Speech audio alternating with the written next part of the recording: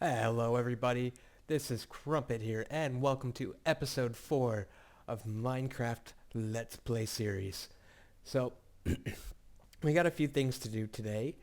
The first of which is in the last episode we created, well we didn't really create, we started working on a zombie spawner and I wanted to get some villagers out of it before I really did too much. So, what we're going to do is I got those two villagers, and we'll see that in the clip right now how I actually captured them.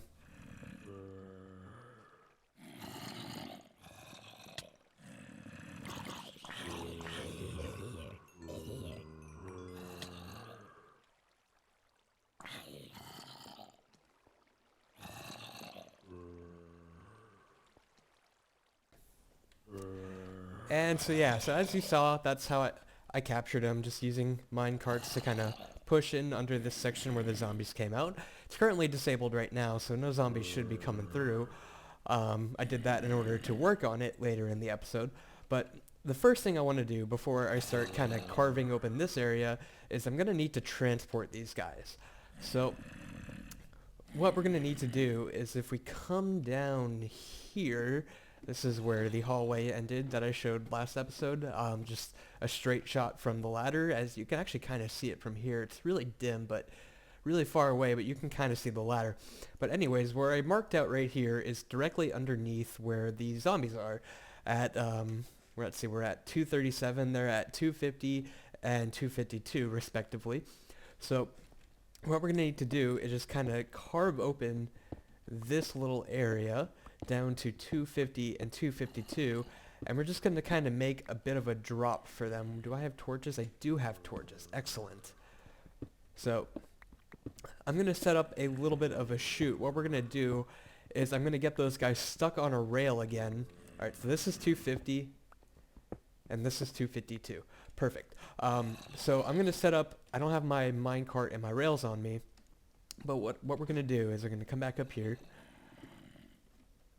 and I'm going to dig out, I should probably first put them on the rail or in the minecart just in case, but I'm going to dig directly under the feet with the minecart inside of them and drop them. With them safely on the minecart, in the minecart that is, when they land, they shouldn't take any fall damage if they land back on a rail. And then from there I can just kind of push them back over towards the base. So I'm going to kind of do that sped up after I get the materials, so just give me one moment.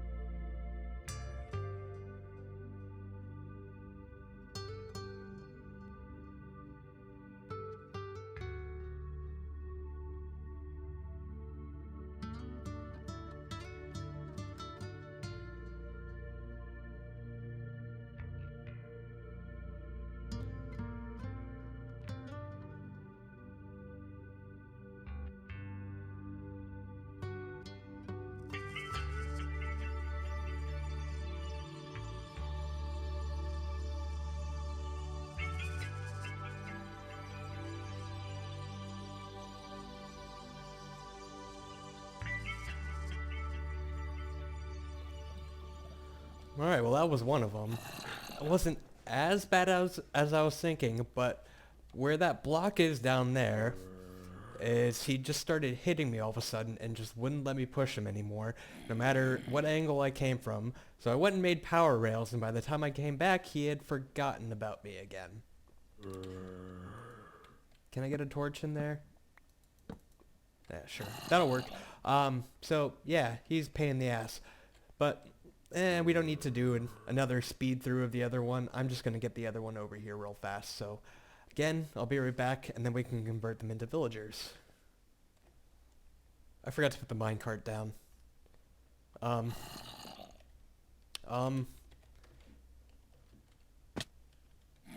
Let's see if I can do this.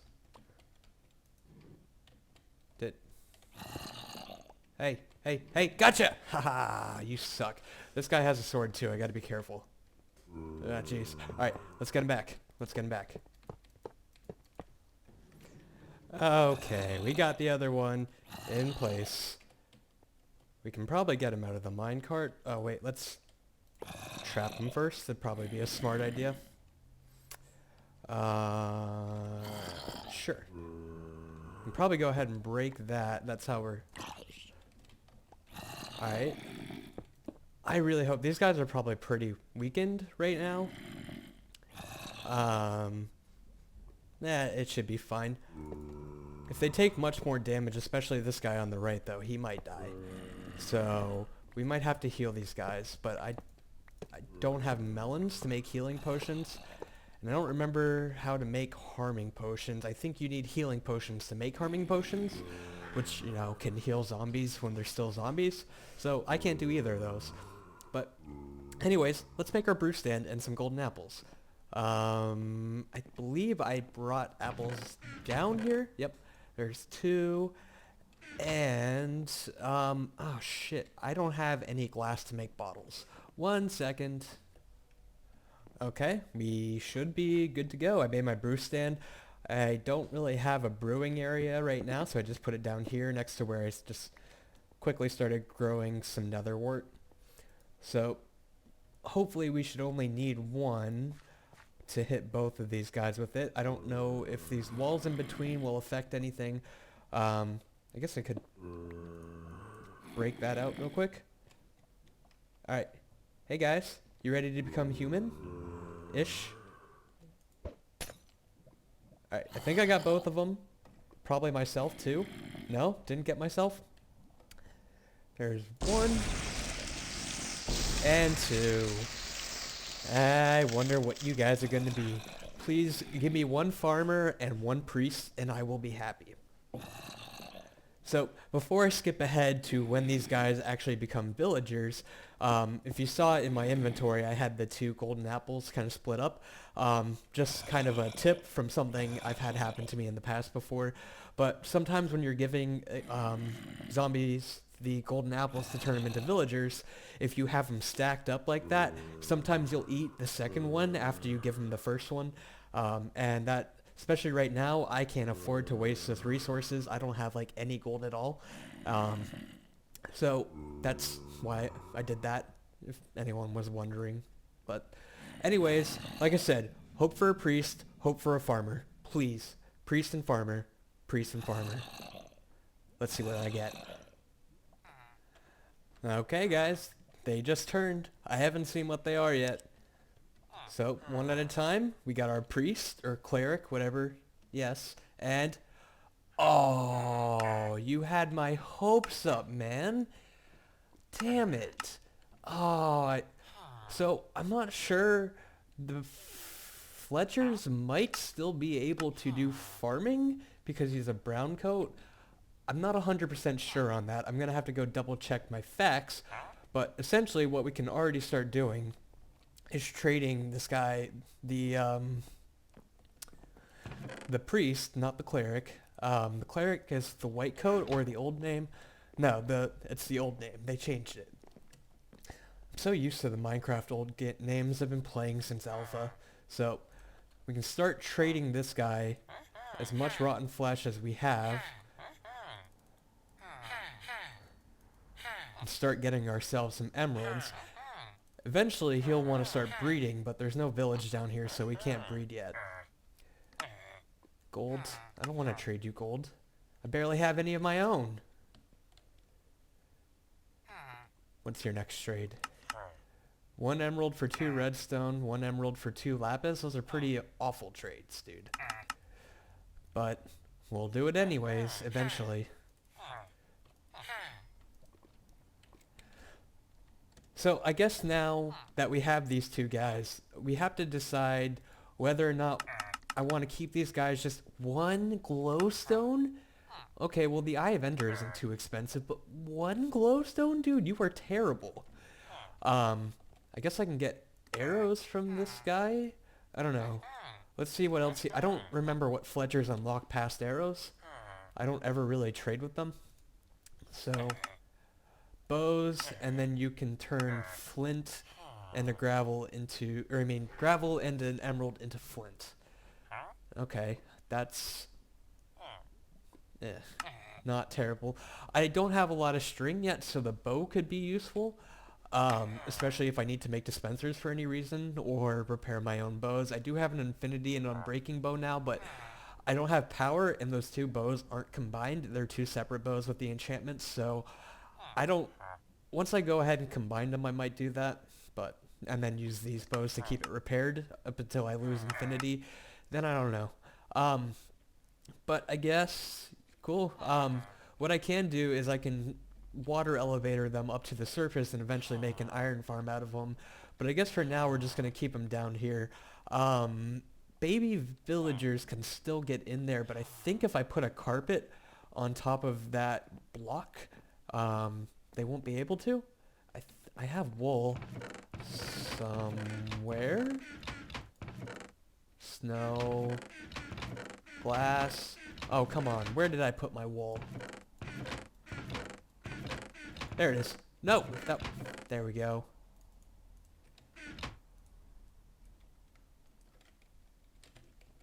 Alright, so I think if I put these carpet down on top of that diorite block for the quote-unquote window, then if a baby zombie happens to come up, because that is like, you know, a fraction of a hitbox higher, they won't be able to get inside, and they should be safe to continue trading with.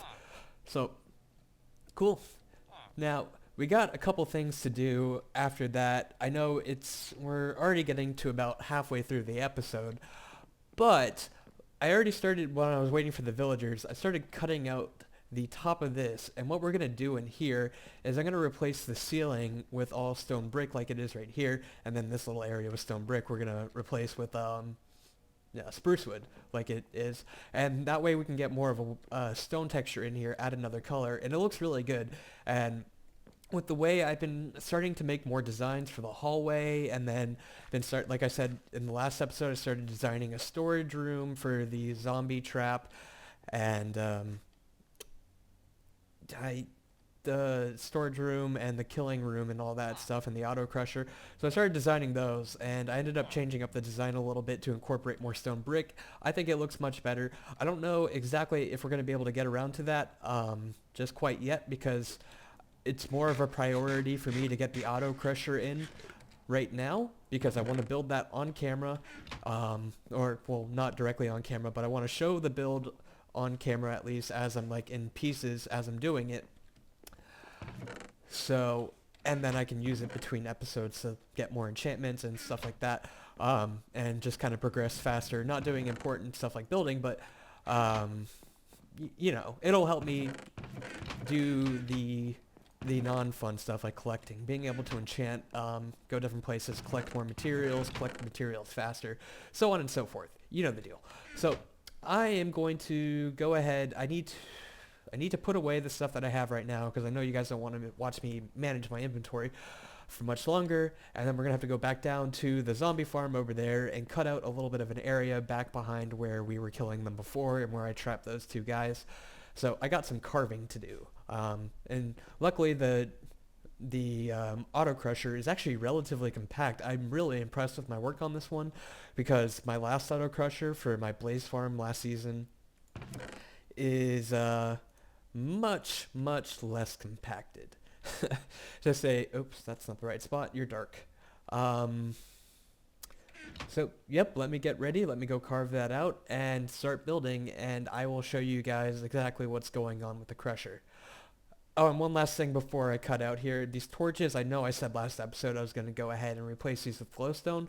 I have the glowstone, but I ended up thinking that redstone lamps were going to do better, but my redstone stock is pretty abysmal right now, so I didn't want to go ahead and do that just quite yet until I can get more redstone.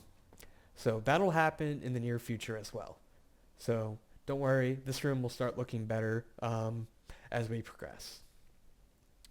So, Auto Crusher, go. Okay guys, so we got our area carved out, and we're just going to be doing this in bits and pieces as I set up a section. So we have our first section right here. As you can see, they're already kind of being pushed towards the hole, but we have the top one extended, which is being controlled by that redstone torch being powered diagonally.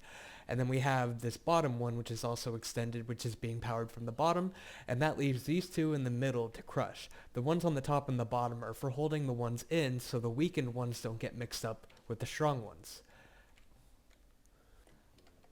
Okay guys, the first step that we have is the on-off switch.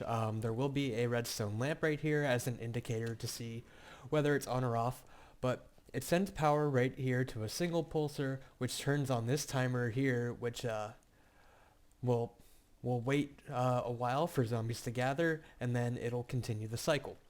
The single pulsar that I'm standing on right now is for when the cycle ends and it restarts the timer again to allow time for more zombies to build up, but we'll talk about more of that in a second. Okay, so now we had this timer here like I said before. Now with it, once this timer has run to completion, it'll send off a pulse to this single pulsar, sending it up there. Now we come up here, and this will pulse for just long enough to allow that top piston, you remember where that it was being powered diagonally with that redstone torch that's on the back of that andesite block, and that will allow the piston to retract for long enough to let the zombies into the chamber. So after our top piston is retracted and then again re-extended, once it's re-extended, this will pulse, fire off another pulse to send to this timer, and this timer will be our crusher, which you can see. So it'll send the signal into those two middle ones, which should be powered by that repeater, which will crush them for long enough to bring them roughly down to one hit. It's not really perfect as zombies anymore because they have natural resistance, some of them have armor, etc. So it's not perfect, but it should bring them down to about 1-2 hits. And we are finally finished. So let me quickly explain the very last bit of it. So when this the crusher goes off, like I said, after it finishes, it does its thing. Once it's unpowered again, or I guess repowered is a better way of putting it, it'll send off a pulse once the timer is finished down to here, which will then open up this bottom piston for long enough for the damaged zombies to fall down into the chamber, which will be right here. And then once that's done, this will be off while it's open, and then it'll turn back on and send a signal down into this final single pulsar to restart the timer and restart the entire cycle again.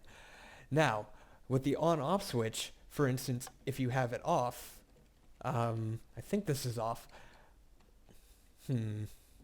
Let's see. Yeah, alright, so when it's off, this redstone torch will be powered, so when the cycle completes and this turns back on, since it's already powered, nothing will happen to this dropper and it won't restart the cycle again. So that's how it all works. Pretty much all I gotta do now is just re-enclose everything and reopen up the chamber above. There's been zombies gathering up there ever since I began, so I'm gonna get that all taken care of real quickly and go pick up a redstone lamp for our indicator light, and then we'll give this a shot before we end up the episode. So, last break before we finish the episode. I will be, once again, right back. Alright guys, well, we got everything set up and working. I ended up accidentally putting that torch on that block instead of that one, which ended up stopping the cycle from restarting, but it only took a second to figure out what was going wrong.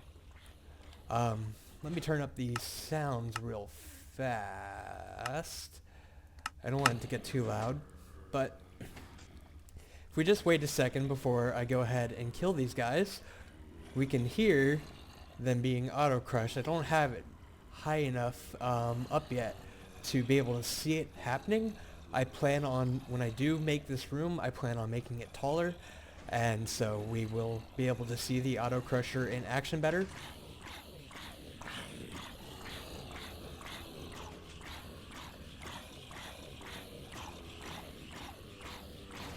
And there you go. There's another set of them. So we have our auto crusher nice and working, and I don't think punch is going to be one hit kill, especially with these guys with armor. But it should be about 2 hits, if any. But we can always just get a unbreaking smite sword or something, I don't know, and just one-shot them with that. Maybe looting, I don't really know. I don't have anywhere for the loot to go yet, so it's all just going to kind of gather up right here. But eventually I'll have that hopper leading down into a loot system underneath. We'll have a stair set coming up, and we'll have it connected to Y11, where my original pathway down, where we saw earlier. Ow, he had thorns. What a jerk. So, anyways guys, that's going to do it for this episode, because I don't want this to be getting over 30 minutes, which I think it already might. So, I hope you enjoyed it. If you guys want to see how to make the auto crusher in better detail, let me know in the comments, and I can make a tutorial for it if it's, wanted by you guys. Anyways, done rambling. I hope you guys enjoyed the episode. This has been Crumpit. Take care. Have a good one.